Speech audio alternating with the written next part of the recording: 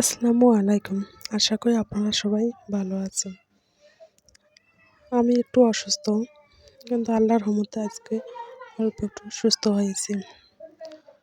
সকাল সকাল কাপড়গুলো ভিজিয়ে রেখেছিলাম, সেগুলো ধুয়ে নিলাম। অসুস্থ থাকলেও তো সংসারে কাজ করতে হবে, তাই না? নিজের কাজটা সবসময় নিজেকেই করতে হয়। তারপরে একটু রান্না করতেছি। এগুলো আমাদের এদিকে কায়তা বলে, এগুলো ভাজি করে নেব। রান্নাবান্না শেষ, কাপড়গুলো বাইরে নাড়িয়ে মেলে দেবো, সেই জন্য এসেছিলাম।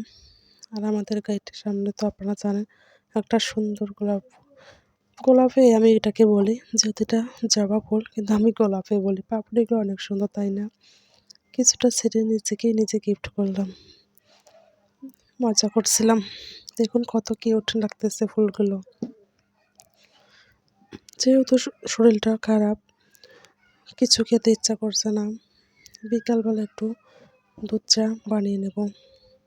যেহেতু অল্প একটু চায় বানাবো 2 কাপের মতো, আমার 1 প্যাকেট চা পাতা দিয়েই হয়ে যাবে। চা বানাতো সবাই কম বেশি জানেন, তারপরে রেসিপিটা বলে দিচ্ছি। আপনারা যখন দুধ গরম করবেন, সুন্দরভাবে আগে ফুটিয়ে নিতে হবে। তারপরে এখানে চা পাতাটা অ্যাড করবেন, তাহলে দেখবেন চায়ের কালারটা কিন্তু সুন্দর আসবে, খেতেও ভালো লাগবে। আমি কি করি, চা পাতা দেওয়ার পর বেশ কিছুক্ষণ আবার জাল দিয়ে নিই। এরপর চাটা ঘনও হয়, খেতেও অনেক মজা লাগে। চা তো সবাই রান্না করতে পারে, কিন্তু কারোটা ভালো হয়, কারোটা আবার হয় না। এদিকে আমার চাটা হতে হতে আমার চাটা এখনও তো হয়নি। আমি এখন কিছুটা কটকটি খাবো। এই কটকটিগুলো আমার অনেক পছন্দ। আমি যখন কালকে পরীক্ষা দেওয়ার জন্য গেছিলাম, পরীক্ষার যে কলেজের গেটের সামনেই একটা হোটেল আছে, ওইখানে এই কটকটিগুলো বানিয়ে রেখেছে। সেখান থেকে আমি নিয়ে এসেছি। 50 টাকা দিয়ে আমি 1 পোয়া নিয়ে এসেছি। এটা ভর্তি হয়ে গেছিলো, কিন্তু কালকে থেকে এতটা পরিমাণে খেয়েছে শেষের দিকে। আমার এগুলো অনেক পছন্দ। আর এদিকে আমার চাটাও হয়ে গেছে, দেখুন কত সুন্দর হয়েছে, তাই না?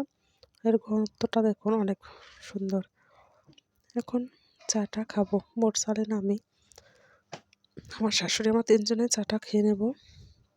আমার শাশুড়ি চাল ভেজে সুন্দর করে গুঁড়া করে রেখে দিয়েছে। আমি মুড়ি বা কোনো কিছু দিয়ে চা খাই না। আমার যদি এরকম চাল ভাজার গুঁড়া হয়, সেটা আমার অনেক পছন্দ। এটা আমি অনেক পছন্দ করে খাই। আর মোরসালান এদিকে বিস্কিট দিয়ে খাবে, ও এটা পছন্দ করে। আমার মাছলা এটা আমাদের পছন্দ। খোদা হাফেজ।